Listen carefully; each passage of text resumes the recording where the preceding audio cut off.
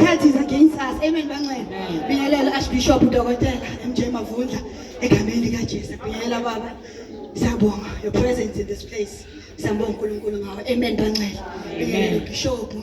Dlamini ngiyakubingelela egameni likaJesu. Bingelela abafundisi bonke. Bingelela omama, obaba, intombi, insizwa. Bingelela ubaba bakhona egameni likaJesu. Amen bangcwele.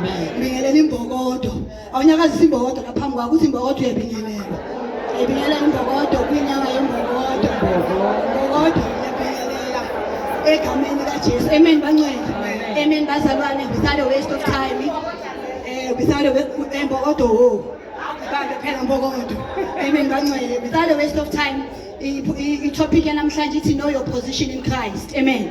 Ithi yenzani? Know your position in Christ. Angisho manje ke ubuzimakhelwane ukuthi do you know your position? Ngoba singahamba ne-theme nje kanti wena akukho khona kuwe. Shalo sengizido umbuzo ukuthi your position makhelwane uyayazi na? Yabo sithi sihamba sihamba endleleni efana sonke ngisho. Phela ngoba ungasaleli ngaphandle ngisho. So mangabe uyayazi siyabongela mangabe uyazi usho ukuthi namhlanje noluphume kule ndawo uyenze njani uyazi. Sizofunda 2 verses bathi 15 minutes iningi bangcwele 10 minutes is enough. 2 Kings chapter 22 Mama Sondo asifundi Mama Sondo kuphela. Fundi Mama Sondo kuphela siyagijima bangcwele. 2 Kings chapter 22 ikhuluma ngoJosiya eyinkosi. Amen bangcwele. Inkosi after ukuba nenkosi ezikhona eziningi zanganakekela indlu kaNkulunkulu. So uJosiya makangena ku position yokuba umpriest ngaleso kuyinkosi lithi iBhayibheli wathi yena uyovusa indlu kaNkulunkulu. So uzowakha kuphi endlini kaNkulunkulu. So mawufunda from le verse yonke the chapter yonke verse 4 5 6 wakhona uthi hambani niyokoleka imali ukuze izosondela le mali yokwenzani sizowakha kuphi endlini kaNkulunkulu. Angisho size lapho namhlanje sizoyenzani sizoqoqa ini imali ukuthi sizokwazi ukuthi senze ini umsebenzi kaNkulunkulu. So lithi iBhayibheli ngasihambe ke amadoda atshela uIsrael ukuthi hayi sesifike isikhathi sokuthi qoqwe ini imali. Lithi iBhayibheli ke maba saqoqa imali umpriest omkhulu uHilikiya aseqoqa. Lithi iBhayibheli wathola incwadi. Wathola incwadi yomthetho. Lapho eqoqeni yena wathola incwadi umthetho efihliwe kuphi etempelini. So ngamanye amagama ngathi uNkulunkulu uthi ngiyanibona niyaqoqa but khona la mina siqale khona. Lithi iBhayibheli wathola incwadi engaphethanga indaba ezimnandi. So lithi iBhayibheli amadoda wayithatha wayisa enkosini. Mama Sondo cela ungifundele 2 Kings 22 verse 8. Siyajumpa bazalwane. Incwadi yomthetho. uHilikiya umpriest omkhulu wathi kuJafani umbhali ngifumene incwadi yomthetho endlini kaJehova. uHilikiya wayinika uJafani leyo ncwadi wayifunda. Amen. So manje usho ukuthi umpriest usendlini kaNkulunkulu kuyaqoqwa imali fumana ka ini incwadi. Le ncwadi inomthetho kaNkulunkulu. So beyikhona sonke lesikhathi khona la besitashwe khona but manje ngathi uNkulunkulu ukuthi ayivele kulunge la le ndaba yale ncwadi bathi beyakha nje kube ukuthi bona their position is right nami. Amen. Angisho sithi you must know your position. So sithi sakha indlu kaNkulunkulu kube ukuthi nathi nje ngokumoya kwethu our spiritual life noNkulunkulu is aligned. So manje lasifunda khona ukuthi wathola incwadi. Le ncwadi yayikhuluma ngokuthi balahlile umthetho kaNkulunkulu. Kusho ukuthi bayikhona ezinye izinto sebazenzile. Ngikhuluma ngalo othi I know my position mara bengasayenzi inkonzo yami. Angisho ngithe uyayazi inkonzo wathi uyayazi. Umbuzo uthi uyayenza na? Sesisukile ngisho kule nkonzo uNkulunkulu yenzeni asibeke kuwe. Sesisukile kulezi zinto uNkulunkulu bekazilindele kithi endlini kaNkulunkulu. So namhlanje ngathi uNkulunkulu uthi before sikhuluma okuningi awuzireposition man. Sizosibuyisela kuphi einkonzweni zethu. Umuntu nomuntu osifazana okhona uzobuyela ku position yakhe ongayazi yomela ikhulekele namhlanje. Yangisazi yomela ikhulekele yakho namhlanje. Uthi uphuma la beke uyayazi position yakho sithi sigijima sakha senze okunye kube ukuthi wena you are in line nenkonzo yakho kuNkulunkulu. Amen. Cela ukufunda uverse 11 siyajumpa bangcwele. Wathi lapho inkosi isizwile amazwi encwadi yomthetho yaziklebhula izingubo zayo. Inkosi yayala uHilikiya umpriest no-Ahikamu indodana kaShafani, no-Akibhori indodana kaMikhaya, noShafani umbhali, no-Asaya inceku yenkosi, ithi, hambani ningibuzele kuJehova mina nabantu, naye wonke uJuda ngamazwi ale ncwadi efunyenweyo, ngokuba inkulu intukuthelo kaJehova esivuthelayo. Amen. Amen bangcwele. So lana sizwa inkosi seyifikile incwadi lithi iBhayibheli waxephula ini ingubo zayo. Wathi ngithatha wathuma amadoda amakhulu akhona wathi thathani le ncwadi niye nayo endlini kaNkulunkulu. Niyongibuzela khona wesifazane okhona lapha ya. Igama lakhe uHulda. Ugama lakhe uHulda uhlezi wesifazane endlini kaNkulunkulu. Amadoda izwe lonke layofuna an advice from this woman ohlezi kuphi endlini kaNkulunkulu. Bathi yani kuye uyena osibuzela kubani kuNkulunkulu. Ngithi kuwe uwesifazane namhlanje know the affairs of God. Bathi beza abantu beze kuwe bazi ukuthi in relation to the affairs of God ukhona umama esingaya kuye. Zikushaya ezinye ungasazi maka umuntu bakasaqawe indaba kaNkulunkulu athi ukhona lo mama uhlala asetendeni lo yamama. Indaba zikaNkulunkulu uyazazi. So lithi uthuma amadoda ababhali and everyone hambani endlini kaNkulunkulu ukhona wesifazane okhona. Ngizosho kuwe wesifazane ukuthi sowukhona sazisisa indaba zikaNkulunkulu. Izwe lingabhubhisa sikhona sisendlini kaNkulunkulu makasithola ukuthi umthetho kaNkulunkulu asiwazi. Lithi iBhayibheli beza kulo mama ukuthi bazobuza ukuthi le ncwadi isho ukuthini. Ngamanye amagama inkosi nezwe lonke the confused and don't understand the meaning of this word. The meaning of the script aba understand ukuthi le ncwadi ebhaliwe ithini kahle kahle. Ifuna lo wesifazane ukuthi azoyenzani azoyiqondisisa kahle.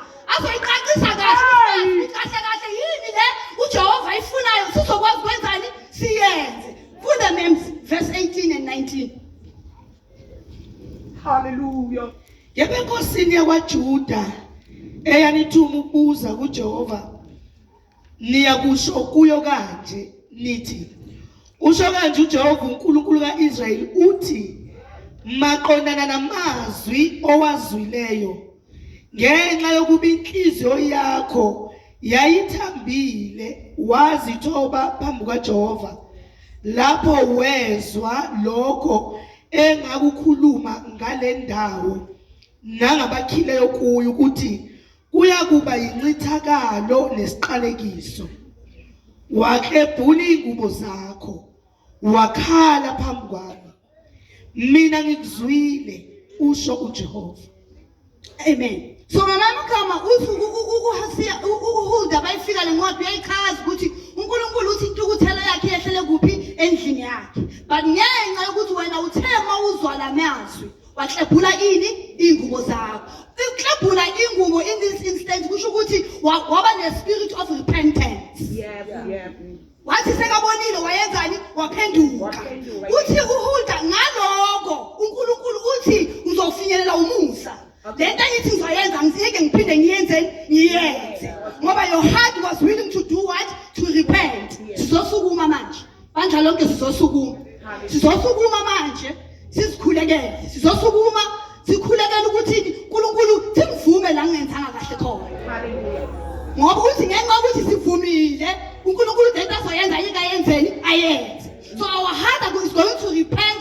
You know umsebenzi wakho. Yayazi into khona abanye bebangena bakhuleka day in and day out. Abasekho ngiyayazi position yakho ukuthi usukile kuya ngisho. So sizokhuleka sikhulekele phezulu eluku 23 2 and 3. Sizoyenza isivumelwano umuntu ngomuntu ke bangcwele. Lana ubani umuntu nani nomuntu ayenza isivumelwano noNkulunkulu. So manje sasirephoshina kuNkulunkulu senza isivumelwano ukuthi namhlanje ngiyafunga phambi kwakho uNkulunkulu. Isifungo sakho nobani noNkulunkulu. Cela ufunde uverse 2 and 3 sizokhuleka. Chapter 23. Isivuselelo sikaJosiya. Inkosi yathumela babuthela kuyo onke amalunga kwaJuda nawaseJerusalema.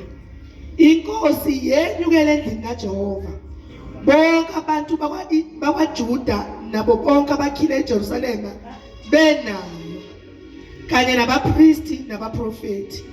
Yebo, abantu bonke abancane nabakhulu yafunda ezindlebeni zabo onke amazwi encwadi yesivumelwano ebifunyenwe endlini kaJehova. Inkosi yema ngasensikeni yenza isivumelwano phambi kaJehova ukumlandela uJehova nokugcina imiyalo yakhe. Amen. Ukumlandela uJehova nokwenzani? Nokugcina. Yes, Mama Son. Nobufakazi bakhe nezimiso zakhe ngenhliziyo yonke nangomphefumulo wonke oqinisa amazwi alesi sivumelwano alotshwe kule ncwadi. Bonke abantu basivuma isivumelwano. Amen. Sizokhuleka. Umuntu nomuntu uyovuma ini isivumelwano sakhe esisha noNkulunkulu. Usho ukuthi ngamanye amagama sihambile noNkulunkulu sajoyela. Sayenza noma kanjani, sakhuluma noma kanjani. Namhlanje siyasivusela kuNkulunkulu lithi ngenhliziyo yakhe yonke. Umuntu uyazifungela namhlanje kuNkulunkulu ukuthi ngizokhonza mina Nkosi. Ngizoyenza konke okushiwo uwe ngani ngezwi lakho ngoba kusazokhulumiswa. Lithi balikhuluma lithola ukuthi wena ume noNkulunkulu nesivumelano sakho. Ngoba endleleni ngobuningi bendlela nobude bendlela sihamba sishiya okunye. Sibamba okunye okusha ongasikho futhi emthethweni kaNkulunkulu. So manje sizokhuleka umuntu nomuntu uzozikhulekela. Zobamba phose eduzane naye ngesandla uzikhulekele umkhulekele naye lo ukuthi uNkulunkulu emenzeni amthwala. Ngoba singabesifazane sihlezi la kule ndlu uNkulunkulu ulithembile ibandla lakhe ngathi. Kepha masingawushiya umthetho kaNkulunkulu ngaphandle ekuhambeni noNkulunkulu wethu. So sizovala amehlo umuntu nomuntu bekhona ombambe ngesandla. Umuntu nomuntu ubamba omunye ngesandla uyazikhulekela ukhulekela naye lo mphetho ombambile ukuthi uNkulunkulu amlekelele ame enkonzweni yakhe. Into enkulu inkonzo uNkulunkulu akubizele yona. Into enkulu isivumelwano sakho wasenza noNkulunkulu uza kuNkulunkulu. Thando lokuqala ethi uNkulunkulu sanipholile. Thando lokuqala ukuthi wawugijima wena uthi yobani endleleni. So sizozibuyisela lithi maliyehla izwi lithole positioned sesizazi ngobani sizokwazi ukuthi uma umthetho kaNkulunkulu sigijime nawo. Masikhulekeni babe egameni kaJesu Kristu waseNazaretha. Mina wethembekile.